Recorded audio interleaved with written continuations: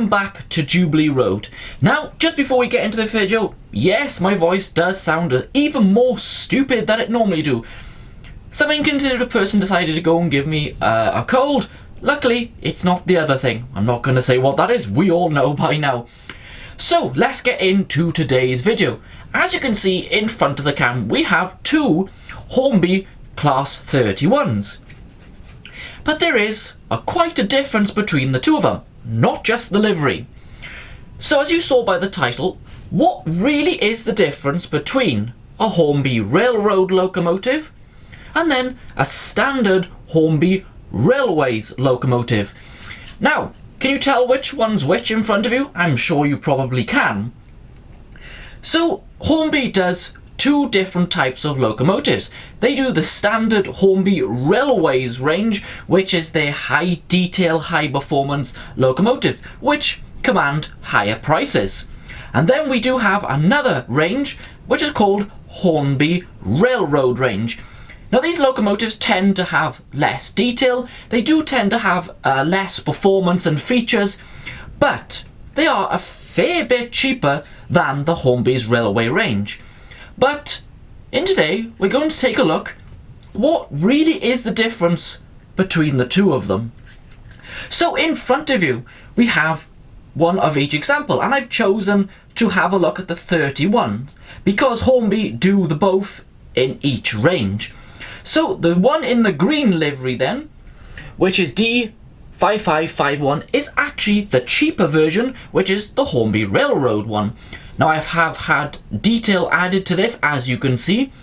And then next to it we have the 31 in a rather, well, fetching livery. And obviously this is the more expensive version. And this is 97204. The 97 is due to its sort of network rail sort of or operations rather than the 31 number. So that's why. So we're going to take a quick look at each, show you the difference, and then give them a run round the layout. So let's have a look. First up, we're going to have a look at the railroad version of the Class 31. And yeah, even though it's the cheaper version, it does capture the 31 rather well.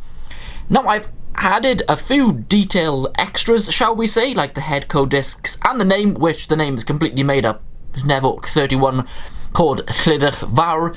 Yeah, that's Welsh. You try and say that. But overall, as you can see, yeah, it's a really nice looking model. The livery's done really well. You know, the white and the railway crest there is, yeah, looking nice. And then we got the number again, is printed really well. Glazing, yeah, it's pretty good. The underframe detail isn't too bad at all either. Got some nice handrails there. So as I said, overall this isn't a bad looking model at all, considering the cheaper price point. So now let's go and have a look at the more expensive version. And here is the more expensive Class 31, the standard Hornby Railways range. And straight away, if we go in, there's a lot more detail and separately fitted parts on this, would you expect. All the buffer beam detail there, and the separately fitted handrails, and the livery is done exceptionally well, although the livery is done very well on the other one too. The bogie frame detail is not a huge amount different. The actual printing itself, again, it's not that much different between the two. And then we got the number at this end. We don't necessarily have a very detailed cab interior with these, and overall, yeah, the detail is that little bit better. And if we come up, we do have the fan there showing through where we didn't so much on the other version. But it's not just the visual aspects that are different. The main differences between these two ranges is what's going on the inside. And there we go, that's the two 31s together. Now, at a far angle like this, there isn't too much difference to look at, is there? You wouldn't really guess which one was which before I told you, that is. Now, the technical, or the sort of the mechanics, is where it really gets different. So if we look again back to the cheaper version, the Hornby Railroad. Now, this has a motor at one end. here, which sends power only to these wheels. It's actually only powering 4 wheels, the one on each end, the one in the middle is just freewheeling. It does pick up power from this end, but there is no drive. And also it does weigh quite a bit less. So is that necessarily a bad thing? Not really. Most of us don't have huge layouts like I have here, and this is more than capable of pulling 5-6 coaches with no problem, which I have had quite a few times. The other big difference? No operating headlights, but we can fit those anyway.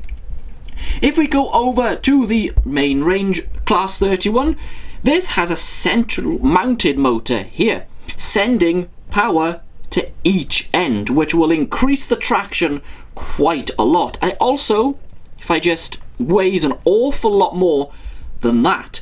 This will pull about probably, I don't know, I've never really tried, but I would imagine it'll pull about 11 to 12 coaches here at Jubilee Road, and it has working lights. Both of them are able to fit sound decoders, digital, whatever you want. This one currently has one. A good thing about the Railroad version, there is a lot of space under the body to fit a huge speaker. And that's exactly what I've done. So, well, why not, isn't it? If you've got the space to put a big speaker, why wouldn't you do it? And there we go, that was the look between the two locos and the differences. Just on the screen now we have some pricing for you coming up. Now this is what you expect to pay now for each one. We do have the upcoming Railroad 31 and then a comparison price for those, so you can just see those on screen to give you an idea.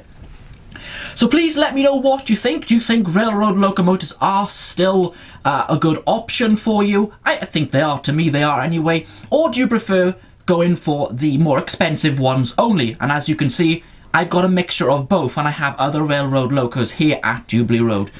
So what I'm going to do, I know you're all hoping I was going to do this, we can have a short running session with the two of them. Now, the Railroad one does have sound, and yes, of course, I'm going to be using that. The more expensive one doesn't. So thank you very much for watching. Please leave a comment under the video to let me know your thoughts and your opinions. It'd be great to hear from you. I'll be back here at Jubilee Road, or maybe on location. Exciting stuff. Very soon. So that's it from me. Bye everyone.